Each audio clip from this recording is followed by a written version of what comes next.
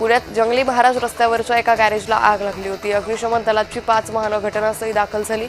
त्यांनी परिस्थिती नियंत्रणात आणली। आगीचं कारण मात्र अजून अस्पष्ट आहे।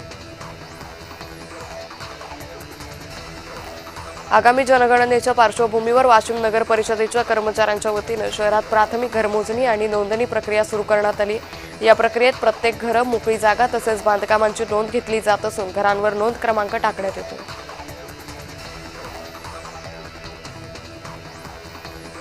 बांगलादेशमध्ये अल्पसंख्याक हिंदू समाजावर सुनियोजित, संघटित आणि क्रूर हत्या सुरू आहे। तर हिंदूंची घरं, मंदिरं चालण्यात येत आहेत, महिलांवर अत्याचार होत आहेत।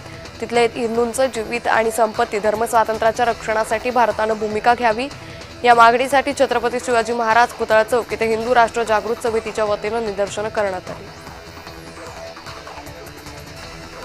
ऐरोलीत देवीदास चौगुले प्रतिष्ठानमार्फत फोकलोक या लोकसंगीत कार्यक्रमाचं आयोजन केलं होतं। त्यावेळी हजारो ऐरोलीकरांनी उपस्थित राहत महाराष्ट्राच्या लोकसंगीताचा आनंद लुटला। मुंबई पुणे यशवंतराव चव्हाण मार्गावर वाहतूक कोंडी झाली होती। विशेषतः पुण्याकडे जाणाऱ्या लेनवर वाहनांच्या रांगा लागल्या होत्या। सलग सुट्ट्या आणि नाताळ सणामुळे वाहनांच्या रांगा लागल्याचं पाहायला मिळालं। नागपूर महानगरपालिका निवडणुकीसाठी काँग्रेसकडून 125 तिकीटं अंतिम करण्यात आली आहे। गुरुवारी मुंबईत झालेल्या प्रदेश निवड समितीच्या बैठकीत हा निर्णय घेण्यात आला।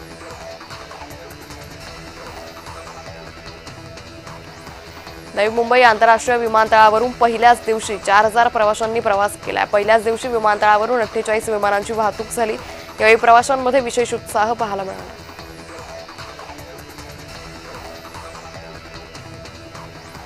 मध्य रेल्वे नवीन वर्षाच्या पूर्वसंध्येला 4 विशेष उपनगरीय सेवा चालवणार आहे। 31 डिसेंबरच्या पार्श्वभूमीवर मध्य रेल्वेनं मोठा निर्णय घेतलाय। विशेष 4 उपनगरीय रेल्वेची सोय करण्यात आली आहे। समृद्धी महामार्गावर आता 1500 सीसीटीव्हींची नजर असेल। यामुळे आता अपघात करून पळून जाणं किंवा वेग मर्यादेचं उल्लंघन करणं वाहनधारकांना महागात पडेल।